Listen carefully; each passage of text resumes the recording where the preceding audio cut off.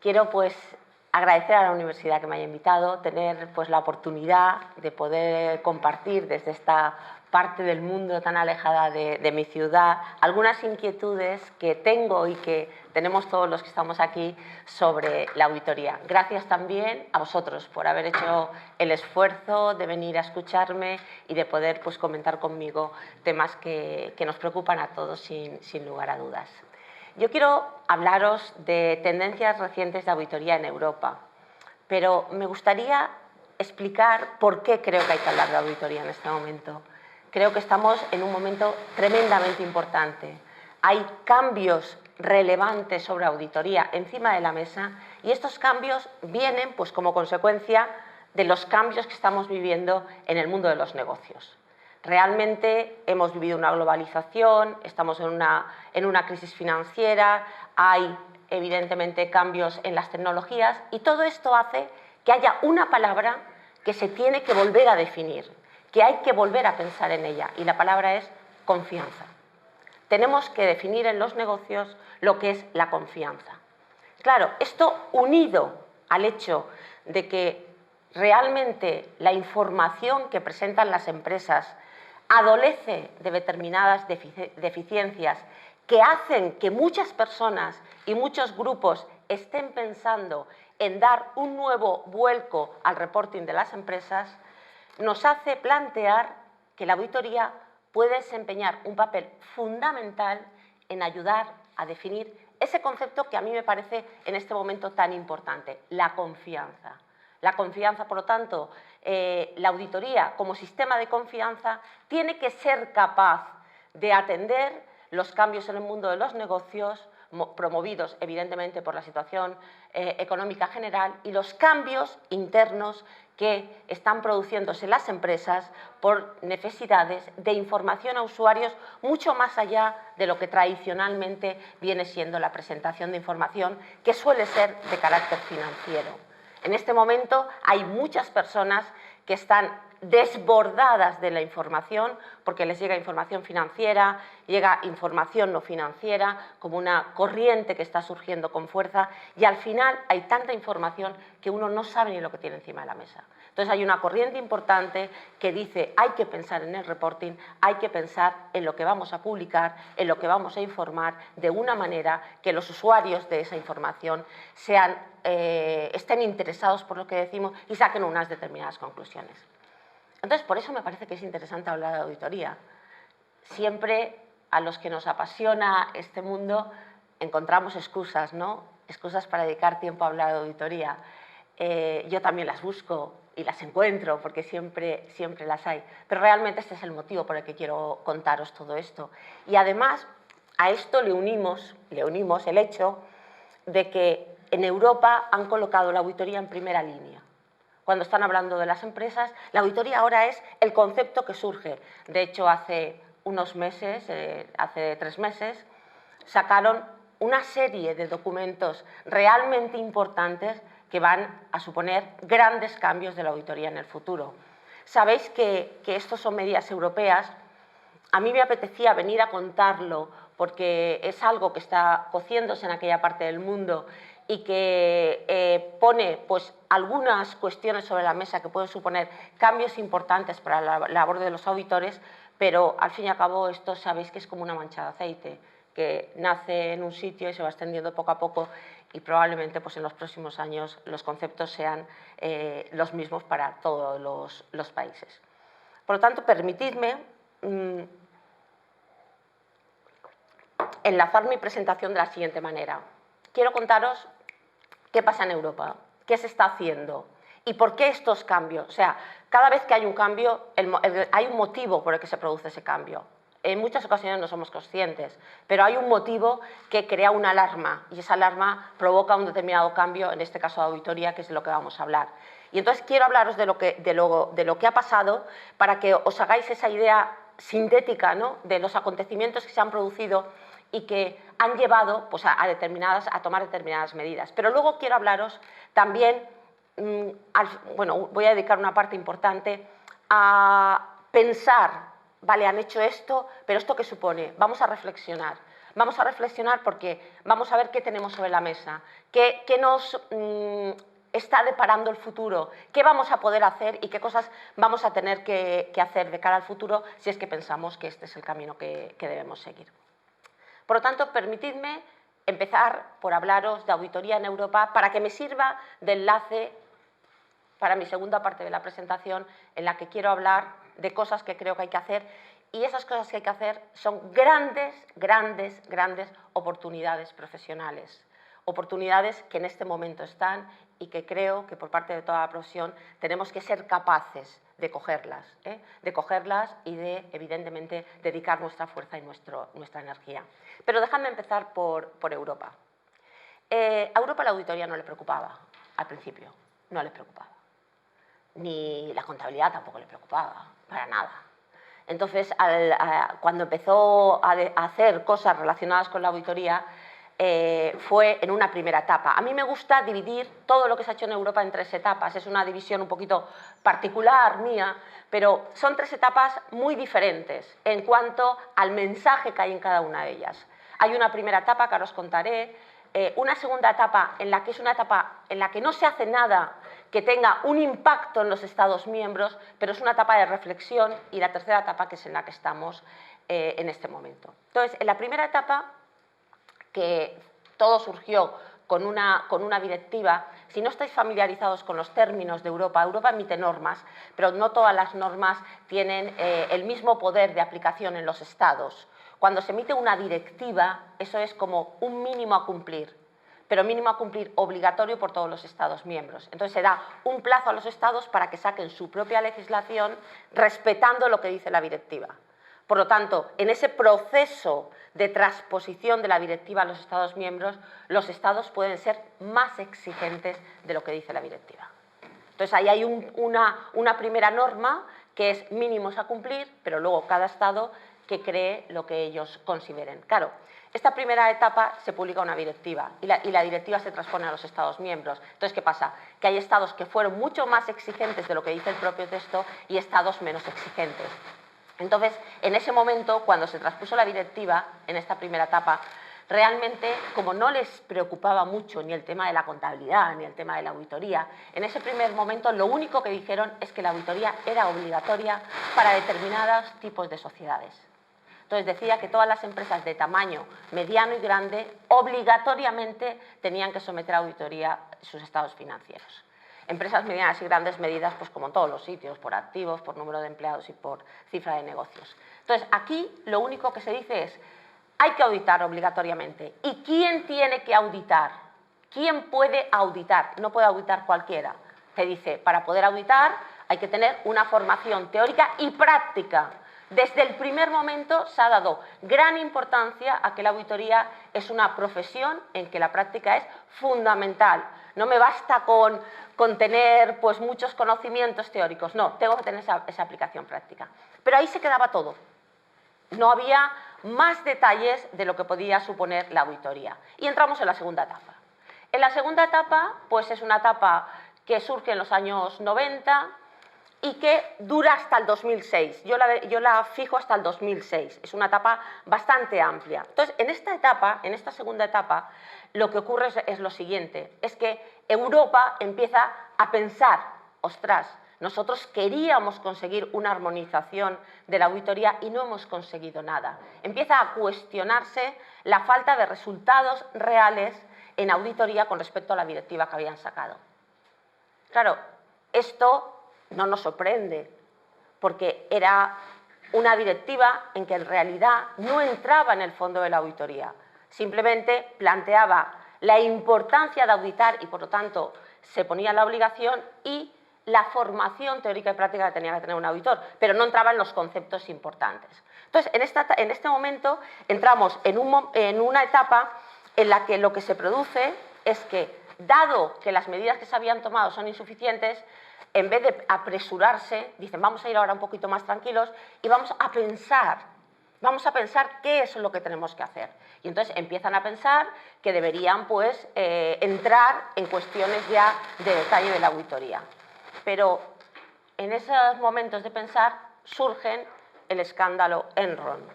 El escándalo Enron que tuvo su escándalo en Europa a través de la empresa Parmalat. Ese escándalo hizo que el debate cambiara. Todos conocéis la importancia que tuvo a principios del siglo XXI este escándalo y quizá a mí me gustaría decir que, a pesar de que han pasado más de 10 años desde este escándalo, tiene una importancia porque marca un punto de inflexión. Hasta ese momento, escándalos financieros han existido toda la vida, han existido en muchos países y los escándalos financieros, a mí me gusta resaltar que es la minoría, lo que pasa que es la mancha de aceite que hace mucho daño, porque trabajo bien hecho son casi todos. Pero cuando surge un escándalo nos invade por todo, por medios de comunicación, por comentarios, pues estamos tomando un café y alguien lo saca y entonces como que hace muchísimo ruido. En realidad hace muchísimo daño, ¿no? Muchísimo daño a la profesión y a la credibilidad de la información financiera. Pero quería señalaros que era importante este escándalo, no por lo que supone el escándalo, porque, mirad, hay dos tipos de fraudes que se pueden cometer. Uno es manipular las cuentas y entonces se manipulan y entonces en ese caso pues simplemente has contabilizado algo de una manera que no es apropiada y has conseguido pues maquillar las cuentas obteniendo una imagen mejor o peor de lo que tú quieras, depende de lo que busques, ¿no? Obtienes mejores resultados, obtienes que la empresa es más solvente, que está menos endeudada, etc. Pero está cuantificado que más del 95% de los escándalos detrás llevan a alguien que se enriquece. Por lo tanto, junto al maquillaje contable, en esa mayoría de escándalos lo que ocurre también es que hay alguien que se llena los bolsillos. Entonces dices, ¿y esto suele ocurrir en todos los escándalos? Sí, es como si hiciéramos una copia, ¿no? Entonces hay pues ese enriquecimiento de algunas personas, en ocasiones los informes de auditoría no han reflejado adecuadamente lo que estaba pasando, etc. Pero en el caso de Enron se produce un cambio porque ya no se le echa toda la culpa al auditor. Ya no se le dice al auditor por qué tu informe de auditoría no expresaba lo que estaba ocurriendo. A partir de ese momento se da cuenta de que fallan todos los sistemas de control. Hay una crisis de confianza en los sistemas de control porque falla el mercado, fallan los reguladores, fallan los analistas, fallan los auditores. Entonces, hay cosas que se producen igual que los anteriores, pero en este momento, por decirlo de alguna manera, es una responsabilidad compartida entre todos los sistemas que deben controlar el funcionamiento de las empresas. Claro, en ese momento resulta que se cuestiona todo. Y se cuestiona tanto que hubo cierto temor a ver tambalearse el sistema capitalista. En ese momento era muy fuerte lo que ocurría y muchos decían que el sistema capitalista iba a la ruina. Yo no voy a hablar de auditoría, por lo tanto me voy a olvidar de lo que hicieron los mercados, me voy a olvidar de lo que hicieron los analistas, me voy a olvidar de la propia concentración de poder que tenían muchas empresas, muy localizada en poca gente, me voy a pasar a la auditoría, aunque quiero resaltar que la auditoría era parte de algo mucho más genérico. Entonces, en este momento, en Europa, empiezan a decir, estamos reflexionando, acordaros que estamos en la fase segunda, que es una fase de reflexión, no hay normas que obliguen a nadie, y entonces empiezan a decir, tenemos que hablar del gap de expectativas de auditoría, lo que en los términos anglosajones llaman Audit Expectation Gap, es la brecha que se produce entre lo que hacen los auditores, porque ellos aplican sus normas y aplican sus procedimientos y, por lo tanto, tienen su propia concepción de lo que es la auditoría y lo que los usuarios están esperando. Entonces, se detecta que hay un gap, hay una brecha, hay una distancia y que esa distancia no es buena para nadie. Lo que deberíamos hacer es que la gente percibiera que el trabajo del auditor cubre sus expectativas, sobre todo pensando, y esto es importante, que muchas de las personas que utilizan el trabajo del auditor no son expertos contables y que, por lo tanto, esperan que el auditor les ayude a tomar determinadas decisiones que por ellos mismos, pues a lo mejor no serían capaces. Y surge este problema. De nuevo, no es un problema que surgió en ese momento, surge de manera que se pone de relieve. Y cuando se detecta en qué cuestiones no se ponen de acuerdo, porque cuando uno analiza yo qué espero de ti, tú qué esperas de mí, pues evidentemente hay muchos puntos de acuerdo, pero hay tres cuestiones en las que no se ponen de acuerdo, que es el contenido del informe de auditoría, el tema de que el auditor se expresara de manera más clara si la empresa iba a tener problemas para seguir funcionando, o sea, la aplicación del principio de gestión continuada de manera más clara, y luego el papel del auditor ante el fraude. Son tres cuestiones que es como si fueran tres piezas del puzzle que tenemos que ser capaces de poner de acuerdo, pero que no las sabemos poner. Y hay una cosa curiosa, porque en esos momentos siempre hay una frase que surge, que es ¿dónde estaban los auditores? Cuando hay un escándalo y tal, siempre, ¿y dónde estaban los auditores? ¿Y por qué los auditores no vieron lo que tenían que ver? ¿Y dónde estaban? Entonces, me parece una cosa importante por el hecho de que en este momento, ¿dónde estaban los auditores?, que es una frase que podemos encontrar muchísimo, he visto, mirad, fijaros, os he puesto ahí un recorte de prensa, es un periódico que es un informe que escribe Renzo Corona, es un artículo de opinión, que es un socio de PricewaterhouseCoopers de Chile, en el que plantea un artículo en agosto de este año, o sea, el 6 de agosto de 2014, en el que titula ¿Dónde estaban los auditores? Entonces, en este artículo, el auditor dice alguna cosa que quiero comentaros. Os leo, dice, el alcance del trabajo del auditor no se extiende a labores policiales, es una de las frases que dice. Dice, nuestro rol es brindar una seguridad razonable de que los estados financieros preparados por la entidad siguen el marco contable adecuado. Dice, si los usuarios, esto lo tienen que tener muy claro, aprecian de esta manera en su justa dimensión el verdadero rol de la auditoría. Si nos damos cuenta en este artículo, que es muy interesante, porque normalmente siempre encontramos artículos que suelen escribir los usuarios, en este artículo expresado por este auditor, lo que está planteando es, me preocupa el gap de expectativas, dice, pero quiero tener claro que no se ha entendido por parte de los usuarios cuál es el verdadero objetivo de la auditoría. El objetivo de la auditoría es ver que la empresa, que es la responsable de preparar la información financiera, pues efectivamente está siguiendo las normas contables que existan en el país que se trata. Esto está bien, pero son posturas inmovilistas. Si el auditor se mantiene en esa postura inmovilista y los usuarios se mantienen en su postura inmovilista, nunca cerraremos el gap. Entonces, el tema es que probablemente el verdadero alcance de la auditoría de hoy no es el verdadero alcance de la auditoría lo que están deseando los usuarios. Entonces, o llegamos a un punto de acuerdo o van a pasar los años y siempre vamos a estar diciendo dónde estaban los auditores. Claro, cuando se plantea el tema de un escándalo y del papel del auditor, siempre surge la misma capacidad. ¿Qué pasa? Que no vieron lo que tenían que ver porque no lo saben hacer o porque no lo quieren contar. Es el tema de capacidad y el tema de independencia.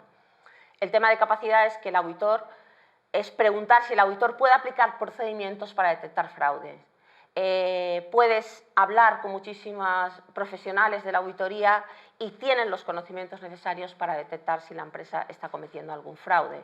Entonces, lo que se le achaca, o por lo menos lo que se ponía de manifiesto en muchos informes de la Comisión Europea, era que los escándalos lo que estaban resaltando era que había que insistir en la independencia, que probablemente los auditores el problema que tienen es problema para divulgar lo que están viendo. Entonces se dieron cuenta que había que hablar de independencia y que había que centrarse muchísimo sobre la independencia. Y entonces empiezan a pensar, fijaros que no había nada hecho, empiezan a pensar, ¿y cómo podemos hacer para mejorar la independencia del auditor? Y entonces empiezan a decir, bueno, pues a lo mejor el tema de servicios de una auditoría había que pensar en ellos, a lo mejor una manera es divulgar lo que cobran los auditores por los servicios de auditoría, cambiar auditores, y entonces empiezan a reflexionar.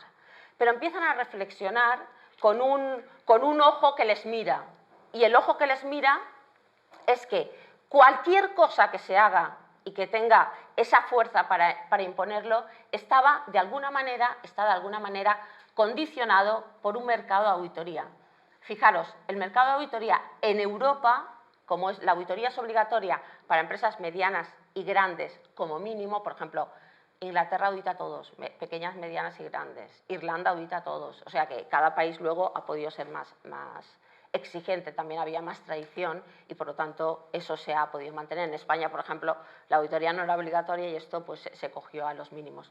Pero lo que te está diciendo es que hagamos lo que hagamos, no nos olvidemos que tenemos ese ojo que es que el mercado de auditoría está muy concentrado en las firmas internacionales de auditoría y que por lo tanto el que esté tan concentrado en todos los países hace que realmente no es un mercado de competencia perfecta. El mercado de competencia perfecta, los precios se mantienen y realmente los usuarios pueden ir cambiando de uno a otro. Esto no es un mercado de competencia perfecta, esto es un mercado en el que existen dos grupos, las grandes, las Big Four y el resto. Y por lo tanto actúa como si fuera un oligopolio. Les preocupa muchísimo a Europa esto, porque lo que quieren es favorecer la competencia y luego os contaré alguna cosa que están pensando en hacer. Entonces te dice, hagamos lo que hagamos, no nos olvidemos que es un mercado muy concentrado y que tenemos que tener cuidado porque las medidas pueden hacer que todavía esté más concentrado o que se cree un poquito más de competencia. Y entonces acaba esta segunda etapa sin tomar ninguna medida decisiva, ninguna, simplemente hablar. Y os voy a leer una frase que dijo el que entonces era en ese momento comisario responsable del mercado interior de la Unión Europea, porque a mí me parece que sintetiza bastante bien lo que ocurrió en esta etapa. Dice, los auditores son nuestra principal línea de defensa contra los defraudadores que quieren manipular las cuentas. Bien, el auditor es importante para ver aquellos casos en que se quieren manipular las cuentas. Parmalat, el caso Parmalat, como el de Enron en Europa, dice, nos ha recordado lo que sucede cuando falla esa defensa. Se destruye la fe en la información financiera y en los mercados.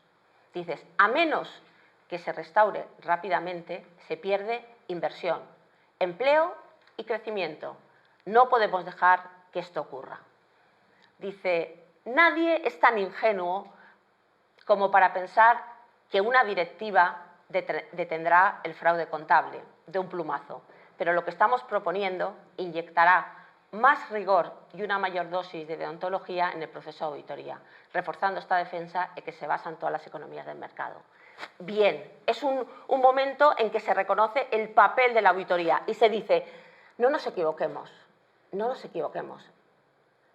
Hacer más normas no supone hacer más calidad en el trabajo, pero tendremos que hacer una norma para intentar buscar que efectivamente esa calidad se alcance. Pero nadie es tan ingenuo como para pensar que el sacar un documento automáticamente todo va a pegar un cambio. No, sabemos que no es así, pero vamos a tener que hacer algo. Y entonces surge la tercera etapa, que es en la que estamos, que empezó en el año 2006.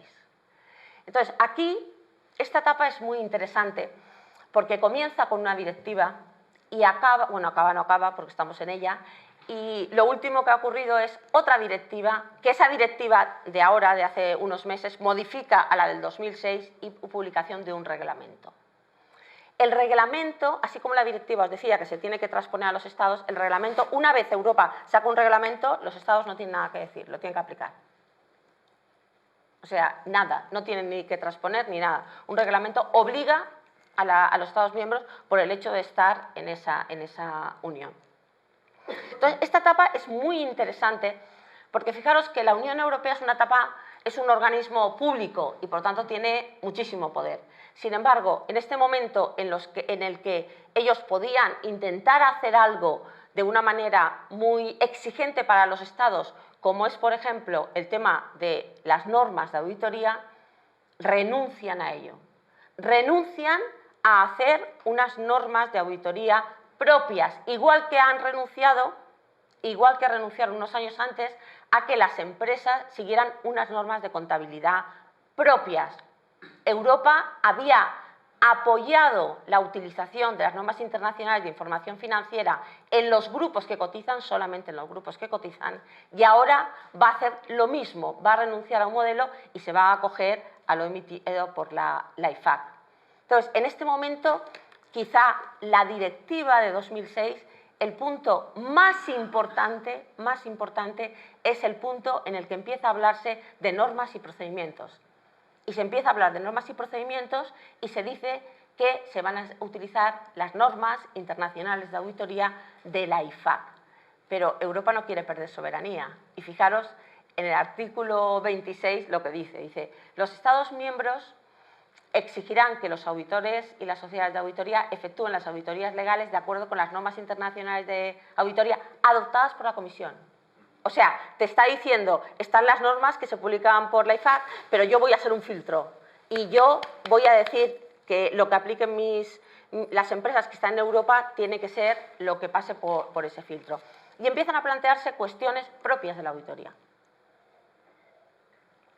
Empieza a hablarse, evidentemente, de independencia, empieza a hablarse de formación, empieza a hablarse de responsabilidad, empieza a hablarse de la necesidad de conocer mucho más de las empresas que están auditando y entonces empiezan ya a definirse lo que podría ser lo que fue realmente por primera vez en Europa, empezar a coger y a hablar de la auditoría comilfo, como toca, ¿no?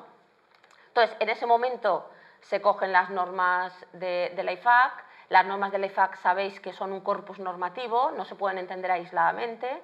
La norma básica que explica y hace entender todas las normas es la NIA 200 y bueno, pues hay NIAs que tienen que ver con riesgos, con evidencia, con conclusiones y hay NIAs de áreas especializadas, etc. Por lo tanto, esas NIAs son las que se van a tener que aplicar en Europa y a partir de ese momento en el que parecía que ya habíamos conseguido retomar el tema de las circunstancias, surge la crisis financiera internacional. Surge la crisis financiera internacional y empieza a plantearse que algo mal hemos hecho. Algo que no debíamos porque no hemos sido capaces de reaccionar ante esta nueva situación económica. Entonces, permitidme aquí también que os lea un comentario que hizo este también creo que es el comisario de Mercado Interior y Servicio de la Unión Europea para resaltar que nos habíamos quedado cortos y que debíamos seguir. Y dice, poca gente había visto venir esta crisis financiera. Dice, tampoco las sociedades de auditoría.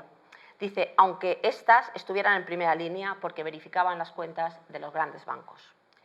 La crisis ha puesto de relieve una serie de fallos en el sector de auditoría y es preciso estudiar qué mejoras cabe introducir sin que ningún tema sea tabú. Entonces, en este momento están diciendo, vale, habíamos hecho una directiva, pero ahora nos encontramos con esto y no sabemos hacer. Entonces plantean lo que se llama un libro verde.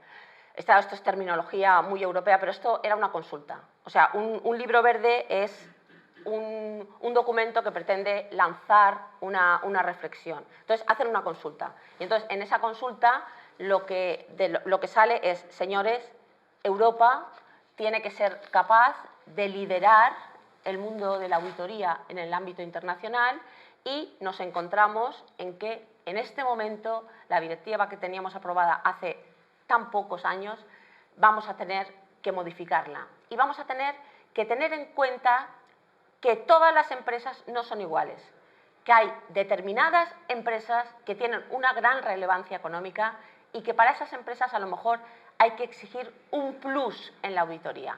Esas empresas es lo que llamaron entidades de interés público. Entonces, se planteaba la necesidad de una regulación mucho más exigente para aquellas empresas que constituyeran lo que se llamaban entidades de interés público. Y ahí surgen las dos últimas normas que se acaban de publicar hace unos meses, el reglamento y la directiva. El reglamento es, como os decía, es una transposición a los Estados, no hay transposición a los Estados miembros, lo tienen que aplicar tal cual y el reglamento va dirigido a las entidades de interés público y la directiva modifica la anterior. En las dos hay opciones. Eso es un problema siempre, porque a la hora de plantear las opciones, los Estados miembros pueden cambiar su política de auditoría y, por lo tanto, encontrarnos con distintas exigencias en los Estados. Esto se acaba de publicar y, por lo tanto, aún no sabemos lo que van a hacer los Estados. No ha habido ningún Estado aún que lo haya hecho. La transposición de la directiva y el reglamento empezará a aplicarse en el 2016. Pero la directiva hay 2 años para transponerla, por lo tanto, los Estados están en ello. Pero lo que no hay duda es que hay cambios muy relevantes para la calidad de la auditoría. Me gustaría no perder un poco el horizonte en el sentido de que todo esto que tenemos ahora, todo lo que nos está surgiendo en el mundo de la auditoría, no es algo que se haya hecho solo en auditoría. Lo que hay detrás es que se está buscando una estabilidad en el sistema financiero. Y se están haciendo reformas bancarias, reformas de agencias de rating y también reformas en auditoría. Nosotros estamos centrados en esto, pero quiero que sepáis que hay otras reformas también en marcha, porque esto sobre todo ha surgido a raíz de la crisis financiera internacional. Entonces, cuando uno se lee estas normas y quiere sacar 3 ideas, no sé, siempre al final luego entras en el detalle, pero dices, bueno, ¿y qué se pretende con estas normas? ¿Qué se pretende? Pues fijaros, yo creo que hay 3 ideas, ¿no?, fundamentales. La primera es que se quiere incrementar la transparencia en la actuación de los auditores. O sea, se quiere saber más de lo que hacen los auditores y se quiere que los auditores hagan más de cara al exterior. Esto, si nos paramos a pensarlo conceptualmente, es una manera de reducir el gap de expectativas, pero en las normas lo que se exige, sobre todo, es muchos más requisitos como contenido del informe de auditoría. Y en el caso de que sean entidades de interés público, se pide que el auditor haga muchos más informes que el simple informe de auditoría. Ahora os comentaré un poquito. El tema de independencia, en este caso hay unos requisitos más estrictos para la independencia del auditor. Y por último, lo que se pretende es dinamizar el mercado. Lo que se quiere es algo que no es una realidad en Europa, a pesar de que en Europa hay una libre circulación. Algo que no es cierto es que los auditores no se mueven a realizar auditoría entre los Estados miembros. Para poder ser auditor en Europa, la auditoría es una profesión regulada. Entonces, no puede ser una persona con una determinada formación. Después de tener toda esa formación teórica y toda esa formación práctica, hay que pasar un examen estatal. Un examen estatal. Ese examen estatal es el que te permite inscribirte en un registro, que cada país tiene su registro, y a partir de ahí tú puedes ejercer la auditoría. Pero si no estás en ese registro, no hay manera. Está calculado que el tiempo que requiere una persona para formarse, para estar en condiciones de poder ser auditor, son 10 años. Es un tiempo largo, pero es una profesión muy relevante. Entonces, claro, cuando uno está en un registro en un país, puede actuar en ese país, pero no puede actuar en el país de al lado. Lo cual va un poco en contradicción con lo de la circulación de profesionales en Europa.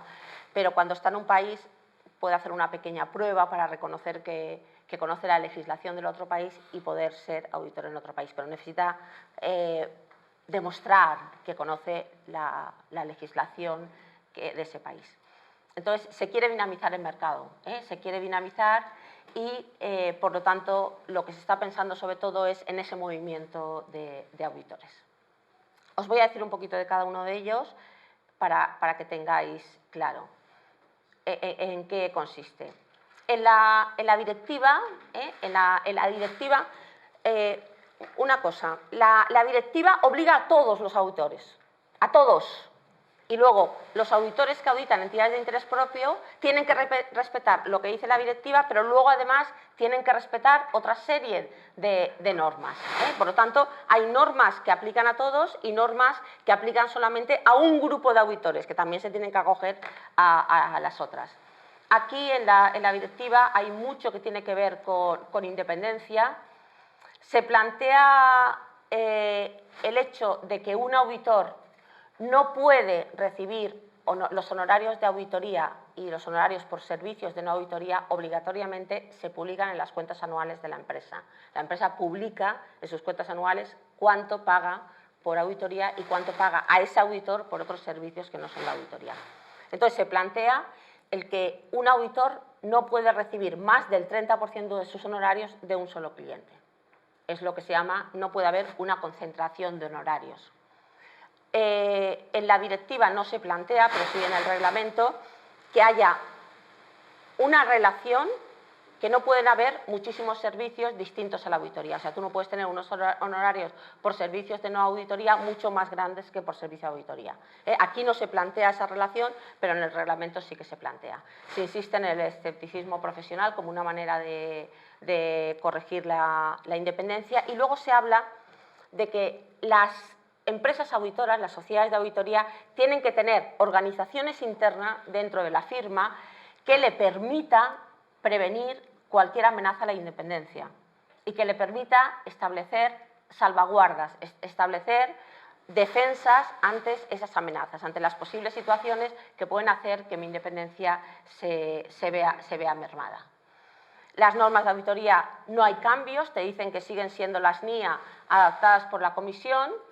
Se habla también de auditorías que no son obligatorias, auditorías voluntarias para empresas pequeñas o para pymes, y lo que te dice en síntesis es, bueno, aquí puedes relajar un poco los procedimientos, ¿eh? En estos casos no hace falta ser tan exquisito. Y lo importante, lo que me parece más importante a mí, es el tema del informe. El informe va mucho más allá de la opinión. Tradicionalmente, el informe de auditoría explica pues, cuál es la responsabilidad de cada uno y luego se centra mucho en la opinión y luego pues, utiliza párrafos de énfasis si lo considera. Aquí va mucho más allá de la opinión. Se dice que el auditor tiene que hacer una declaración de las incertidumbres que sean significativas. Tiene que opinar sobre el informe de gestión y se plantea también el hecho de que se hagan auditorías conjuntas como una manera de ayudar a la concentración del mercado. Una auditoría conjunta quiere decir una auditoría que firman dos, ¿vale? Esto en Francia existe para algunas empresas y el deseo, ¿no?, que hay siempre es que si es una de las Big Four, la otra sea una que no sea Big Four. Esta opinión, ¿no?, de intentar hacer informes de auditoría conjuntos, cuando yo he hablado con empresas, siempre te dicen que, bueno, que esto lo que hace es encarecer la auditoría. Y que luego, ¿qué pasa? ¿Que un auditor enseña al otro auditor? Entonces te dicen, pero bueno, aquí ¿qué? Yo voy a tener que pagar las clases que el auditor le da al otro. Entonces, claro, se echan las manos a la cabeza, ¿no? Y no, por lo menos en España, no hay una respuesta positiva por parte de las empresas. Cuando hablas con los auditores, pues los auditores de las Big Four no les gusta porque te dicen que efectivamente, que bueno, que evidentemente ellos tienen unos procedimientos mejor establecidos y el de las pequeñas pues les dice, pues sí, no está mal.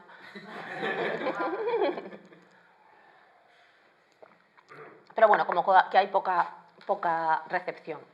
El reglamento, que es el que se aplica a entidades de interés público, ¿qué son entidades de interés público? Te dice que cada Estado puede delimitar lo que entiende por entidades de interés público, pero básicamente son las empresas cotizadas, las entidades de crédito, las entidades de seguros y luego pues lo que los países consideren que tiene que ser, ¿no? Entonces dices, ¿y qué consideran los países? Pues bueno, depende de si es una empresa que es relevante, por su actividad, porque es una empresa de determinado tamaño, pero al fin y al cabo lo que se trata es de delimitar dentro de este conjunto de empresas aquellas que son más visibles y aquellas que tienen una gran relevancia económica, ¿no?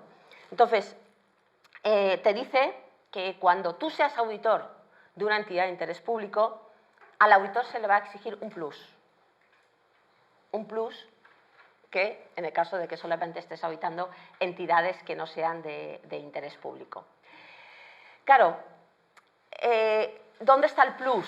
Pues el plus está cuando empiezan a decirte qué servicios servicios distintos a auditoría, puedes prestar, es mucho más restrictivo y hay una lista muy exhaustiva de servicios de no auditoría que tú no puedes prestar. Aquí, por ejemplo, tenéis el listado. Básicamente, no puedes participar, evidentemente, en nada que tenga que ver con la presentación de información financiera, no puedes hacer la mayor parte de los servicios de naturaleza fiscal, no puedes participar en la implantación de sistemas integrados de gestión de la empresa, ni en procedimiento de control interno, no puedes entrar en ningún tipo de servicio de valoración que suponga valorar ninguna de las partidas que tienen que ver con la información financiera y genéricamente te dice que no puedes hacer nada que tenga que ver con el asesoramiento. Sin embargo, te deja como una pequeña puerta abierta y te dice, si hay algún tipo de servicio que se quiere hacer y está pues, en el límite, ¿no?, a la hora de saber, porque estos son prohibiciones, estos son temas de incompatibilidades que el auditor no puede hacer, pero a lo mejor en la propia interpretación de esa norma tú puedes decir, es que estoy en el límite. Entonces, el auditor tiene que consultarlo al comité de auditoría. El reglamento exige a las empresas auditadas que tengan un comité de auditoría que sirva de enlace entre la empresa y el auditor. Entonces, tú puedes hablarlo con el comité de auditoría y el comité de auditoría sería el que valore, el que efectivamente saber si la independencia está garantizada o está en peligro. Entonces, en ese caso, el comité de auditoría puede permitir el que esto se haga. Por lo tanto, requisitos más exigentes en cuanto a posibilidad de prestar servicios distintos a la auditoría. Se exige la rotación de auditor. Rotación de auditor y rotación de firma, de las dos cosas. Rotación de socio auditor y rotación de socio de firma. De la firma se habla de entre 1 y 10 años el contrato, por lo tanto hasta 10 años, y el auditor máximo 7 años. El tema de la rotación es un gran tema, es un tema controvertido, muy controvertido. Hay defensores y detractores de la rotación. La rotación puede suponer una manera de mostrar que efectivamente se rompe la familiaridad entre el auditor y el cliente. Pero hay grandes detractores en Europa con respecto a la rotación y, por lo tanto, el tema no está tan claro. El tema no está tan claro. Los países pueden poner medidas más exigentes, pero hay países europeos en que la rotación no les gusta. Y se limita que la relación entre honorarios de no auditoría con auditoría, como mucho, sea el 70%. ¿Vale? Por tanto, medidas más exigentes que para los auditores normales, digamos, los que no auditan entidades de interés público. Última cosa también importante. Se le pide al auditor no que emita un informe, sino que emita 5 informes. El informe de auditoría es el informe pues, en el que se expresa pues, la opinión, pero además se pide un informe que tiene que hacer el auditor al comité de auditoría. Se le exige al auditor que presente un informe al comité de auditoría, que presente otro informe, como las entidades de interés público normalmente están supervisadas, que presente un informe para los supervisores de las entidades de interés público, que le comunique un poco los hechos que se han producido, importantes, etc. Que presente un informe de transparencia, que es un informe interno, que ahora os cuento un poquito lo que es, y que presente pues, a las autoridades competentes de otros órganos europeos otro informe. De todos estos, quiero que sepáis, os voy a resaltar alguna cosa que me parece importante. En el informe de auditoría, pues como os decía antes, hay que informar de las incertidumbres, y aquí he encontrado un artículo de prensa que me ha gustado mucho el titular porque sintetiza bien lo que es esto. Dice, el auditor deberá documentar en cada informe la garantía de su independencia. O sea, el informe tiene que poner sobre la mesa pues, cuáles son efectivamente las formas en que el auditor se ha protegido contra la independencia. El comité de auditoría adquiere se refuerza muchísimo porque es el comité que va a servir para hacer todas las propuestas al Consejo de cuál tiene que ser el nuevo auditor, si que se va a cambiar, es el que va a permitir decir si un auditor está rayando el borde de dependencia con la firma, con la empresa auditada o no está rayando, y por tanto tiene un papel fundamental. Pero quizá el informe más interesante y más distinto, por lo menos en mi opinión, es el informe anual de transparencia. El informe anual de transparencia es un informe en el que el auditor tiene que mostrarse tal y como es.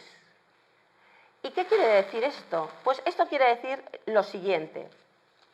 Es un documento en el que tú muestras tu firma haciendo un detalle de cuál es la estructura de tu firma y cuál es la actividad que tú estás realizando. Es una manera de mostrar al exterior mi trabajo.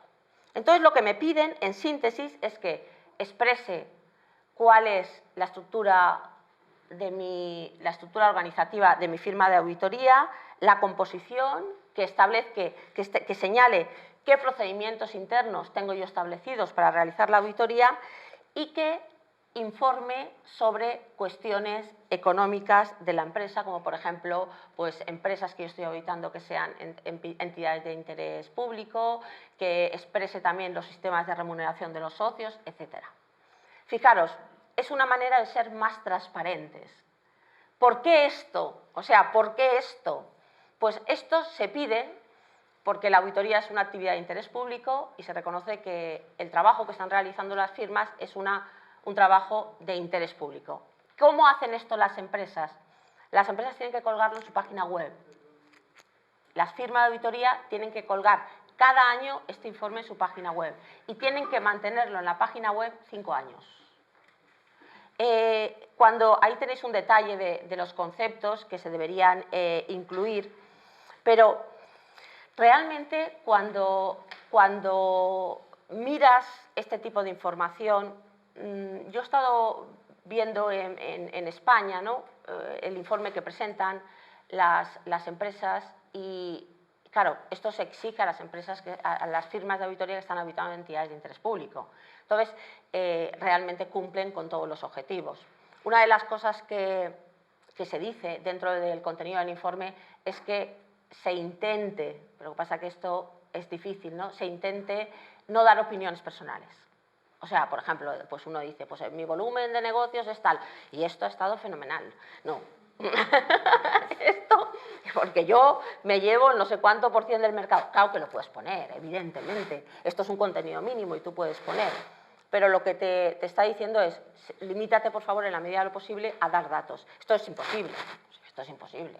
Porque, evidentemente, cuando a mí me exigen que yo me muestre, como me estoy mostrando a mí mismo, la objetividad es difícil. Voy a mostrar mi actividad y me parece que mi papel es relevante en esto y lo puedo decir. Pero lo que pretende esto es, intentemos ser lo más objetivo posible, intentemos mostrar, pues eso, datos de estructura organizativa que sean interesantes.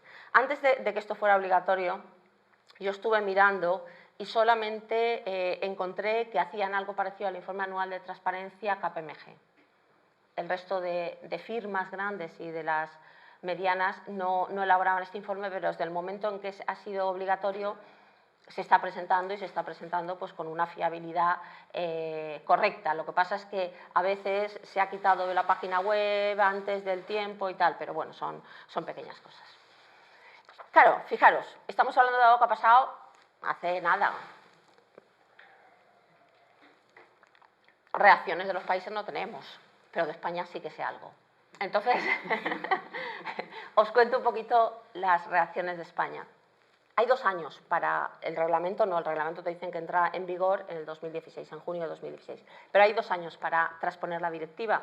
Entonces, los auditores, por ejemplo, el Ministerio de Economía quiere hacer la transposición rápida y quiere que esto se haga lo más rápidamente posible. ¿Por qué? Porque luego tiene que pasar por el Parlamento y ese proceso pues, se dilata prácticamente 1 año. Y en noviembre del año que viene hay elecciones en España. Entonces, quieren pues, que ese proceso se haga antes de las nuevas elecciones para que quede aprobada la transposición. España, cuando hace una transposición de una directiva, es mucho más exigente que la directiva. Pide mucho más a todos. Si es para empresas, les pide mucho más. Si es para auditores, les pide mucho más. Eso es una regla.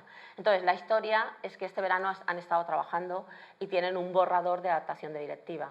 El Ministerio, cuando quiere sacar este tipo de cosas, hace una pequeña reunión en la que hay representantes de los auditores, están los representantes de los organismos supervisores y luego hay 2 personas como independientes, una del mundo profesional y una del mundo académico. Yo tengo la suerte de ser la del mundo académico y entonces pues lo he vivido. Nos reunieron el 20 de octubre de este año, o sea, hace 2 semanas, para aprobar ese texto. Y he sacado un titular de prensa del 27 de octubre de este año en el que el titular es «Los auditores en pie de guerra contra su regulador». ¿Qué pasó? Pues pasó que, claro, el proyecto que España prepara es mucho más exigente en temas de independencia que lo que dice la directiva. Y entonces los auditores piensan que por qué tenemos que ir tan corriendo si lo que tenemos un periodo, pues si hay elecciones, pero tenemos un periodo de 2 años para poder hacerlo. Y en la reunión leyeron su desacuerdo con esta rapidez en el proceso cuando efectivamente ningún país europeo ha comenzado, se levantaron de la mesa y se fueron.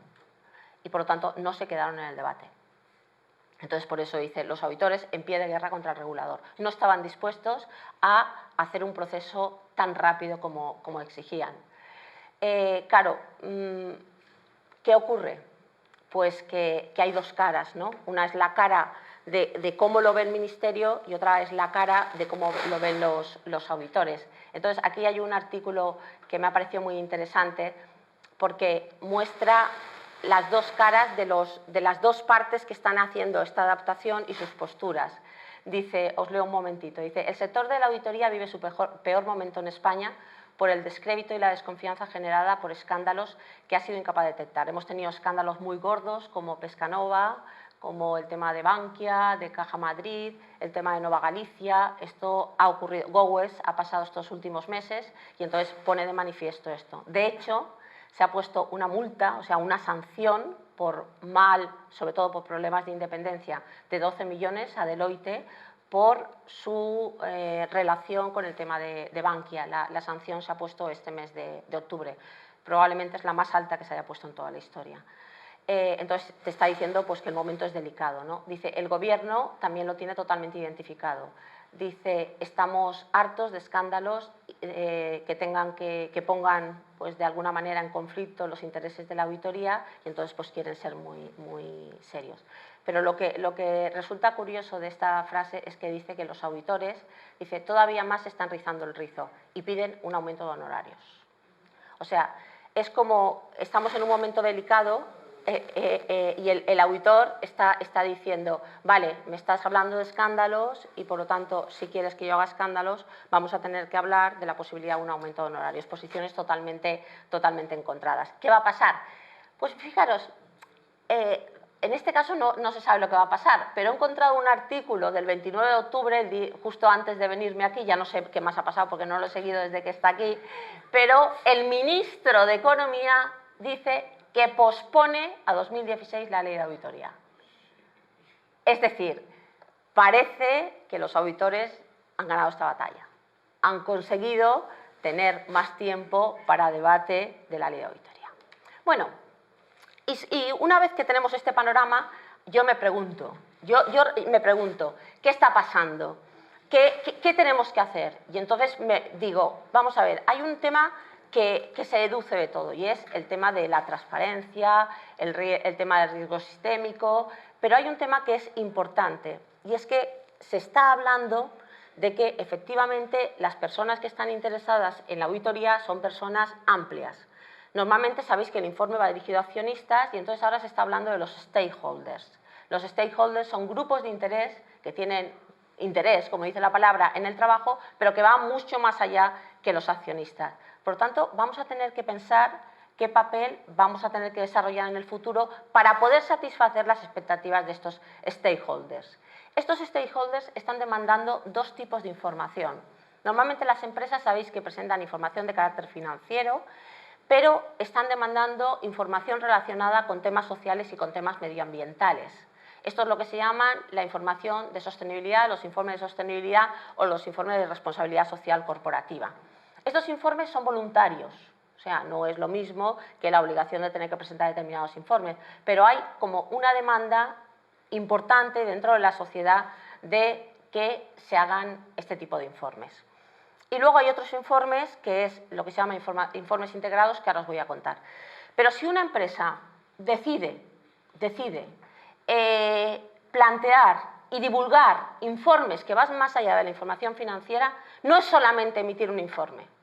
No es emitir un informe, no nos equivoquemos. Es algo que tiene que estar integrado dentro de la estrategia de la empresa. Una empresa tiene que estar totalmente concienciada de la importancia que tienen los temas sociales y medioambientales para poder informar de ellas, porque es que si no, todo se queda en algo escrito que no sirve para nada. Por lo tanto, debemos, definir y precisar un compromiso estratégico por parte de las empresas para poder avanzar en este terreno. Como os comentaba, hay como dos grandes líneas. El informe de responsabilidad social corporativa, que es básicamente en temas de información no financiera, pero aquí se está reclamando lo siguiente por parte de los stakeholders. Se reclama que al final hay tanta información que es como si no tuviera nada. Porque estoy totalmente desbordada de la cantidad de papeles que hay sobre la mesa. Entonces, si uno mira, ahí estos dibujitos que os he hecho ahí, es un poco a lo largo del tiempo como, y ahora vamos a poner este informe, y ahora vamos a poner otro informe. Fijaros los 5 informes que tiene que hacer el auditor cuando está auditando una entidad de interés propio, y ya no es el de auditoría, y ahora es el otro, y ahora es el otro, y ahora es el otro. Y dice, oye, mira, es que al final tanto es nada, mucho es nada. Entonces, hay una corriente importante que es la corriente que dice que se debería hacer un informe integrado, un único informe que no es un copy-paste de todos los informes, es un informe nuevo en el que se vea el valor de la empresa en sentido amplio, en el que se hable de tantos temas financieros como temas no financieros. Hay una corriente importante en el mundo que aboga por estos informes y que señalan que el año 2020 estarán muy implantados. Esto ya veremos si es así o no es así. Pero de lo que se trata es de elaborar un único informe, un One Report, en el que contemplemos absolutamente toda la información de la empresa y, sobre todo, que se informe del valor que se genera en la empresa. En este momento todo esto es voluntario.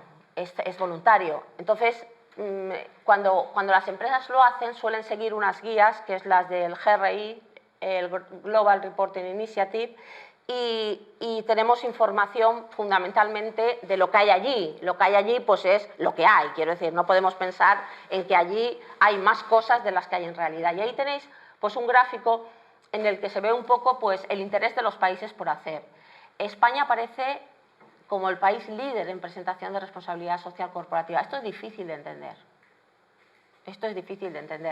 Pero cuando hay alguna novedad, una cosa que se observa en temas de información de lo nuestro, ¿no?, de lo que tiene que ver con nosotros, es que parece que tenemos mucha prisa.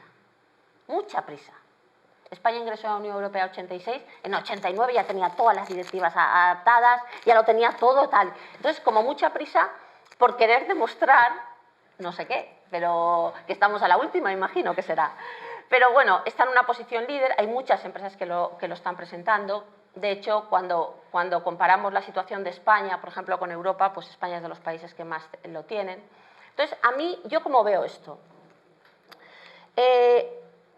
A mí me gusta el tema de que las cosas sean voluntarias, me gusta, porque creo que da mucho más margen a presentar las cosas de una manera más clara. Pero es cierto que cuando se presenta información y se hace pública una información, lo que quiere la persona que lo lee es que esa información sea de calidad y que sea creíble. Entonces, si nosotros, cuando estamos hablando de auditoría, la manera que tenemos de poder cotejar que esa información es de calidad y es creíble es diciéndole a un auditor, por favor, mírame esto y dime qué te parece. Cuando estamos hablando de los informes de RSC o estamos hablando de informes integrados, yo también necesitaré a alguien independiente, externo a la empresa, que me diga que esto está bien, que esto es de calidad y que esto es creíble.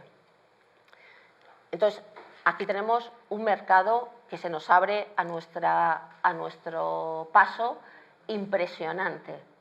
Eso es mercado que es el equivalente a la realización de trabajos de auditoría, pero que no se le llama auditoría, se le llama aseguramiento.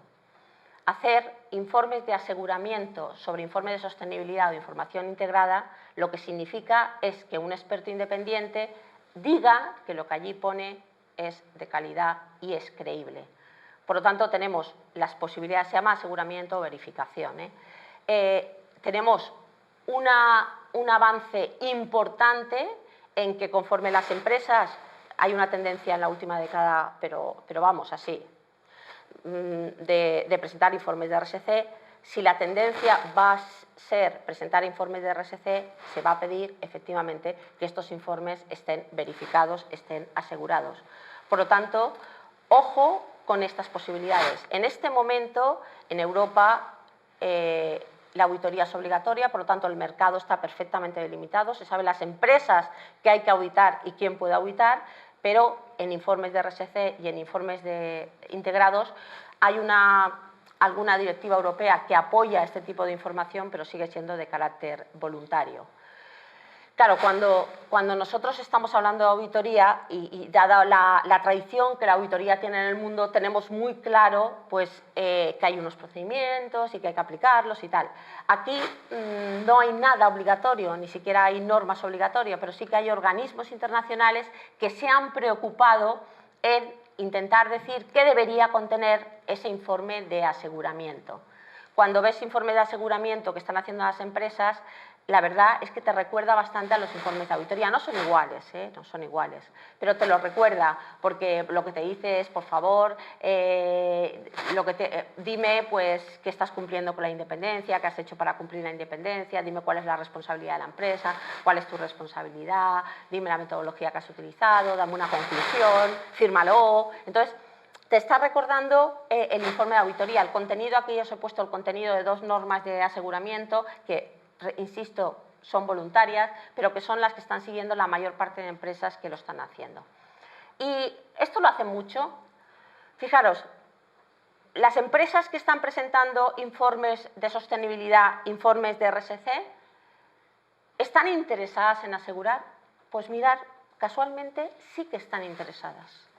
Eso quiere decir que si los stakeholders están demandando a las empresas, dime más sobre ti, dime más sobre lo que tú pretendes hacer, están diciendo, vale, dime más, pero yo quiero que alguien experto coja estos informes y me los verifique.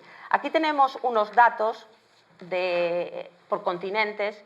El continente que más está asegurando informes de RSC, os vuelvo a insistir que estos son datos todos tomados del GRI y que por lo tanto pues, pueden haber empresas pues, que están haciéndolo y que no están incluidos aquí, pero bueno, nos sirve para tener ese valor aproximado.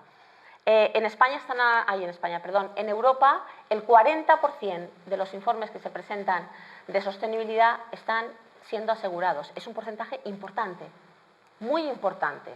Fijaros que, por ejemplo, en América del Sur, pues prácticamente el 30%. En América del Norte, sin embargo, ¿dónde menos? El 12%. Si veis este gráfico, estos 2 gráficos,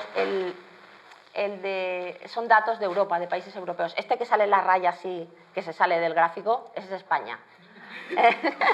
O sea, España destaca por ser el país que más informes de sostenibilidad presenta y que más asegura los informes de sostenibilidad. Evidentemente, cuando uno se para a mirar quién está sobre todo interesado en este momento en estos informes, va por sectores. Cambia mucho el tipo de sector. Los sectores, evidentemente, que están más interesados en mostrar este tipo de actividades son el sector del petróleo, el sector de la energía y también los servicios financieros. Claro, esto es así, pero a mí me preocupa, y es lo que yo quería transmitiros y poneros encima de la mesa, el que veamos la labor que como expertos, los que estamos aquí en contabilidad y en auditoría, pues se nos puede presentar como una posibilidad profesional en los próximos años, ante la que yo creo que tenemos que prepararnos, ¿no? No quiere decir que en este momento estemos perfectamente preparados para hacerlo, pero que debemos prepararnos al futuro. Entonces, yo me pregunto, a mí mi pregunta es, ¿quién está haciendo estos informes de aseguramiento? Pues claro, los de auditoría solo los puede hacer el que es auditor, depende de las reglas del país, pues se seguirán unas otras. Pero ¿quién está haciendo estos informes de aseguramiento? Entonces, tradicionalmente lo están haciendo o auditores o consultores. Y aquí tengo un dato de estas empresas en España. He cogido 6 años de datos en España y he visto lo que se hace. Como España está en la vanguardia, bueno, pues entonces puede servir. Entonces dice que más del 70% de estos informes lo están haciendo empresas de auditoría y no llega a un 30% consultores. Por lo tanto, es un mercado en el que han entrado y están teniendo un protagonismo importante las empresas de auditoría. Cuando intento mirar qué empresa de auditoría es la que está más activa en este tipo de trabajos, fijaros, aquí abajo tenéis en la parte de abajo las cuatro grandes para ver un poco cuál es el protagonismo de ellas. Básicamente lo están haciendo, el dominio es de las cuatro grandes. Quiero que sepáis, ahí solamente os he puesto datos de las cuatro grandes, pero que cerca, el 80% más o menos, de estos informes se están haciendo por parte de las cuatro grandes, o sea, auditoras son más del 70% y dentro de esas el 80% por las cuatro grandes, y dentro de las grandes la empresa que más participación tiene en España es Deloitte. Deloitte es, en el ranking español, la empresa que ocupa el primer puesto, la que tiene más cuota de mercado en auditoría. Y aquí consigue llevarse también la mayor parte. Pero otra cosa que me interesaba, porque como todo esto tiene que ver con independencia y como resulta que los requisitos de independencia están cada vez más fuertes, los servicios de una auditoría, pues parece que se está poniendo problemas a los auditores, pues intenté ver si realmente la empresa que auditaba las cuentas anuales y la empresa que estaba haciendo los informes de aseguramiento era la misma o no era la misma. Entonces, tengo el dato. Deloitte y Ernst & Young solamente estaban asegurando informes de sostenibilidad en empresas que eran clientes de auditoría. Sin embargo, KPMG era la que estaba llevando una política más activa y estaba aceptando clientes que no eran clientes de auditoría. Por tanto, son estrategias distintas que están adoptando cada una de las Big Four para hacer frente a este mercado incipiente que se plantea. Cuando hablamos de información integrada, las cosas están como mucho menos maduras, hay en este momento un deseo de hacer frente a lo que suponen este tipo de informes, pero está todo como muy delimitado, se hablan de indicadores, se hablan de una serie de conceptos, pero no hay datos disponibles sobre lo que a mí me parece más interesante para esta charla, que es ver cuántas empresas de las que están interesadas o están presentando informes integrados. Hay un programa piloto del IRC en el que algunas empresas han hecho algunos casos interesantes. Las empresas que cotizan en Sudáfrica, en la bolsa de Johannesburgo, están en la cabeza de todo esto, son las pioneras y las líderes en tema de información integrada. Pero estaba intentando ver si podía averiguar quién aseguraba y no tengo esa información, no tengo la información de quién asegura estos informes integrados. Entonces había hecho un símil de empresas que presentan informes integrados y aseguran los informes de RSC, porque se supone que si aseguran estos informes, pues también asegurarán los de informes integrados. Pero bueno, no sé, ya veremos. Entonces, todo esto, fijaros que es una revolución tremenda. Al principio os decía, tenemos tantas cosas, tenemos el tema de la crisis, tenemos el tema de la globalización, el tema de escándalos, todo eso me hace que la auditoría me cambie, pero también tengo el tema de la necesidad de hacer nuevos reportings por parte de la empresa y, por lo tanto, el auditor o las personas que dan credibilidad a la información financiera tienen ante sí un mundo que se cambia, un futuro que está cambiando. Tenemos un papel determinante. ¿Qué va a pasar? Pues no lo sabemos, quiero decir, podemos hacer conjeturas y todo, pero los efectos de las normas están por ver. Pero permitidme acabar con dos viñetas. Estos son dos viñetas de las personas estas que hacen las viñetas en los periódicos, ¿no? Y que me han gustado mucho. Las dos ponen la palabra auditor. Aquí el que está aquí con las manos en la cabeza en la maleta le pone auditor, y en el otro, el que va con la manguera, pues el de la mesa está diciendo, es el auditor. Entonces, fijaros, ¿por qué me han gustado estas viñetas? Porque creo que sintetizan lo que quería deciros. La viñeta que tenéis a la derecha es, el auditor se va a volver loco. Claro, se va a volver loco porque cada vez la información es más. La información es mucha más cantidad. Tiene que ser capaz de sintetizar todo eso, de hacérselo... Ay, disculpa, soy yo, ¿no? De hacerlo fácil a los usuarios, y al final tiene que hacer más. Hay una presión tremenda por parte del mercado de los honorarios, hay una presión tremenda del mercado y se va a volver loco, y no sé cómo se va a conseguir ponerlo todo, pero lo que está claro es que tiene el trabajo, porque tiene todo lleno de papeles, por lo tanto tiene el trabajo y está intentando ver cómo puede resolverlo. Y la otra viñeta, la que vosotros tenéis a la izquierda, es como a partir de ahora el auditor tiene que ir con una coraza, porque quieren que sea tan independiente es que al final no me voy a hablar con nadie. Voy a ser tan independiente que yo voy a entrar con lo mío, voy a fumigar y me voy a ir, pero a mí ustedes no me hablen. Muchas gracias por vuestra atención. La pregunta mía viene un poco por el lado de todas estas normas que ocurren en Europa o que están avanzando. Todos sabemos que en Estados Unidos de alguna forma han avanzado hace algún tiempo atrás a través del PCAUI, y también sabemos que en general las multinacionales operan en los dos mercados, ¿no? Por lo menos. Entonces, un poco la pregunta es cómo viene esto armonizándose con las normas del PCAUI, o cómo ves tú ese proceso, porque a veces después lo que ocurre es que hay unas normas en Europa, otras en Estados Unidos, y realmente tanto para las empresas como para los auditores es complejo y costoso esta armonización. El tema de la armonización en normas siempre es complicado, porque cuando los países quieren imponer unas normas, lo que no quieren perder es soberanía. No quieren perder soberanía. Entonces, Europa no quiere perder soberanía y Estados Unidos no quiere perder soberanía. Pero si tú te das cuenta, por ejemplo, una de las cosas que estuvo pasando cuando se hicieron las normas internacionales de información financiera, uno creía que el hecho de que se apoyaran las normas del IAS, el FAS había perdido muchísimo protagonismo. Pero cuando te paras a mirar cómo puede ser esto, cómo puede ocurrir que el FAS ceda ante esto, aunque luego se haga un acuerdo de convergencia, como se hizo, etcétera, cómo puede ser, te das cuenta de que es solamente aparente. Porque cuando miras las composiciones de los comités, los miembros del FAS están en todos sitios. Entonces, al final, las normas están altamente influenciadas por lo que pasa allí. Y en auditoría está pasando exactamente lo mismo. La presencia es muy grande y, por lo tanto, los acuerdos que aparentemente no son y que Europa está diciendo que quiere que nosotros y que van a hacer lo que yo digo, cuando empiezas a rascar te das cuenta de la presencia. Cuando hay una cosa muy interesante que yo he hecho, y es que cuando haces unas normas siempre hay un periodo de consulta pública. Entonces, en los periodos de consulta pública se hacen comentarios. Y entonces, al final, pues ciertos comentarios prosperan o no prosperan. Cuando miras quién hace los comentarios y qué comentarios prosperan y no prosperan, te das cuenta de dónde está el verdadero poder. Pero eso, claro, desde fuera es difícil de ver, a no ser que te metas a analizarlo.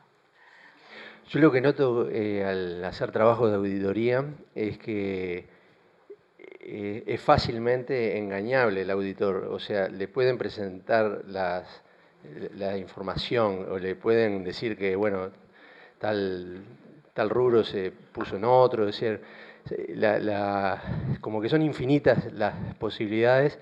Y bueno, yo plantearía un caso de indefensión del auditor, o sea, como que no se podría defender. Y bueno, a veces se llegan a esos extremos, pero a veces no es tanta el mal trabajo, la impericia, sino que realmente el ingenio humano para engañar a veces no tiene límites. Sí, lo que planteas es una situación que efectivamente se ocurre en muchas ocasiones, pero yo creo que ante eso, por parte de las empresas, cuando hay una alta concentración de poder en la empresa en pocas manos, eso es un signo de que efectivamente te pueden engañar. Y la directiva lo que hace, o las normas que están saliendo, claro, fíjate, es muy difícil intentar abordar esa casuística. Por eso te dice, estate alerta, no te fíes.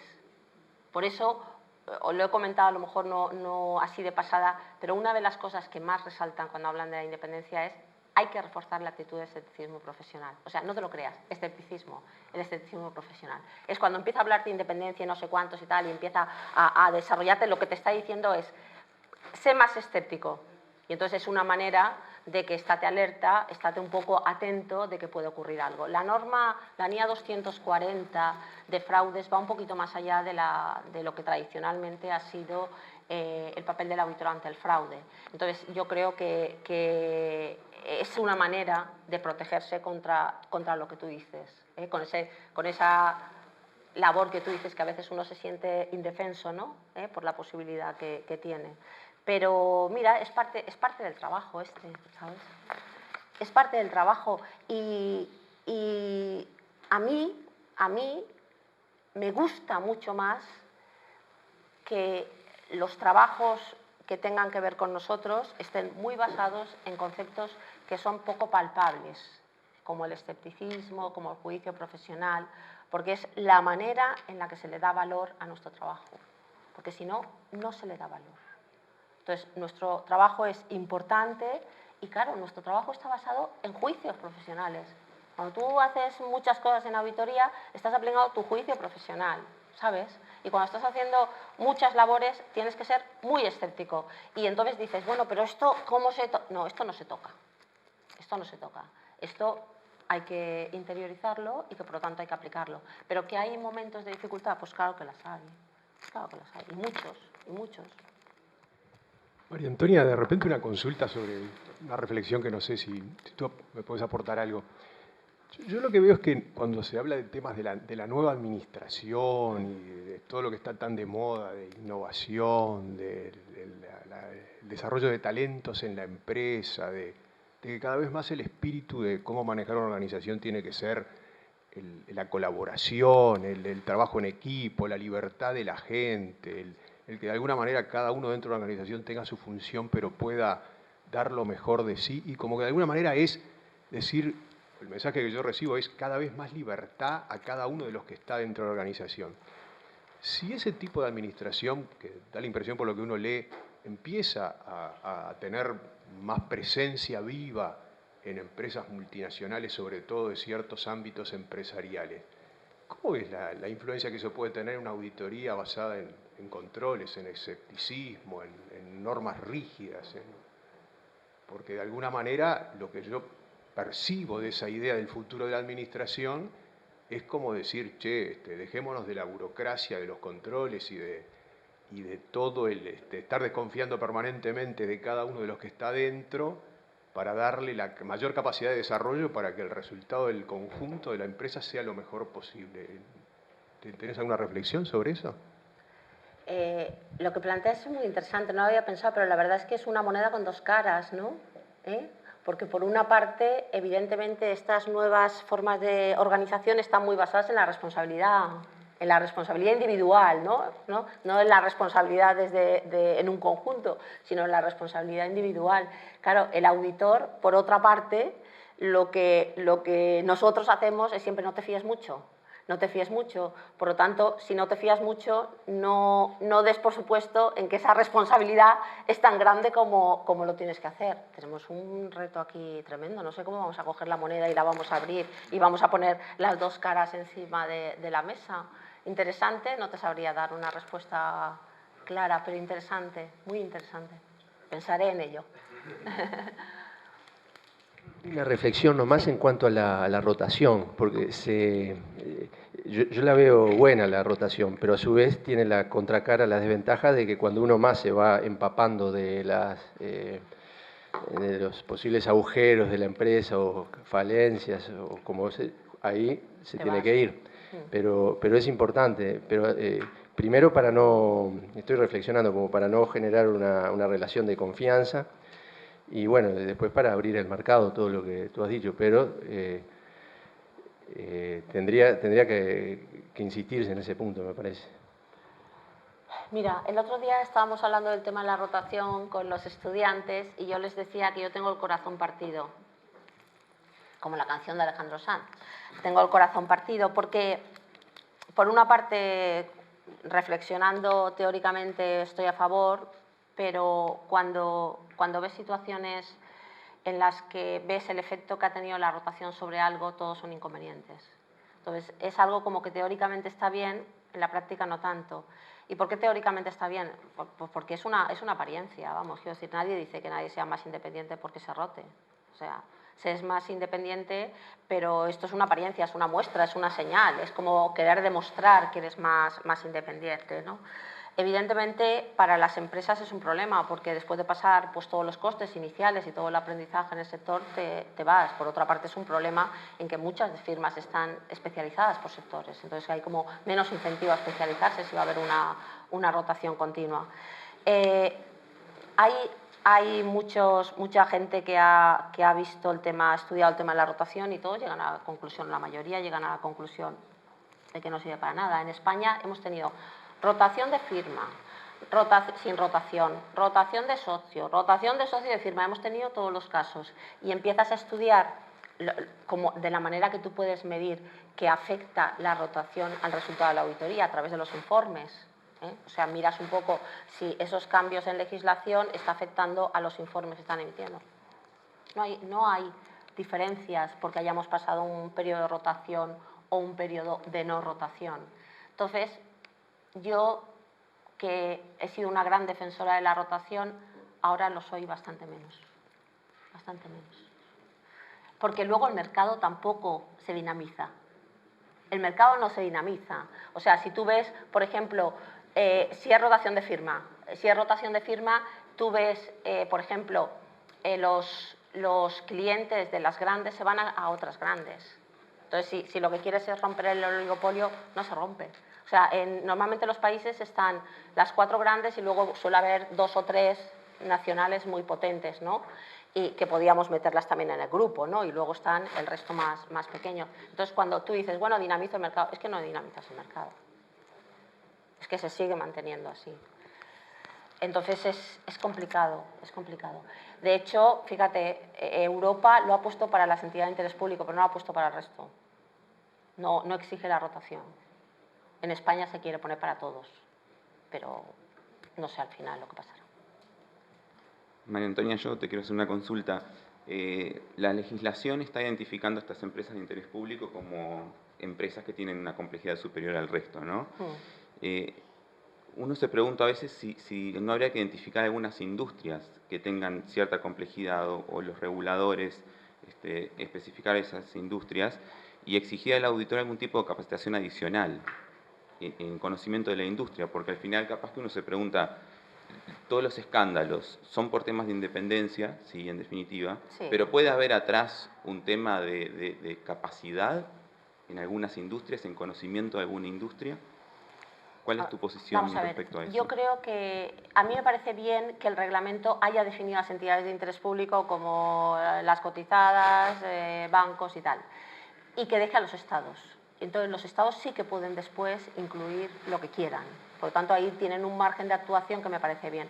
Yo, a pesar de lo que os pueda parecer, soy poco normativa. O sea, no me gustan mucho las normas. Me gusta más... Lo que pasa es que están ahí y las tienes que saber, las tienes que aplicar y tienes que ver las consecuencias. Pero creo que hay que dejar un poquito más de flexibilidad. Entonces, los estados tienen esa opción de hacerlo. Lo del conocimiento... Europa lo cubre de la siguiente manera. Ese conocimiento, el conocimiento específico es muy difícil, pero exige a los auditores que tengan una formación continuada. Les exige un montón de horas cada año de formación continuada y no todo sirve como formación continuada. Por ejemplo, si un auditor asiste a una jornada de debate sobre temas fiscales, no le sirve. Tiene que ser temas de información financiera o temas de auditoría. Y le exige, pues ahora no te sé decir, le exige cada 3 años, si no recuerdo mal, 70 horas o algo así. Le exige una actualización continua y si no la hacen no pueden auditar. Entonces, es una manera de protegerse ante esa eventualidad que tú comentas.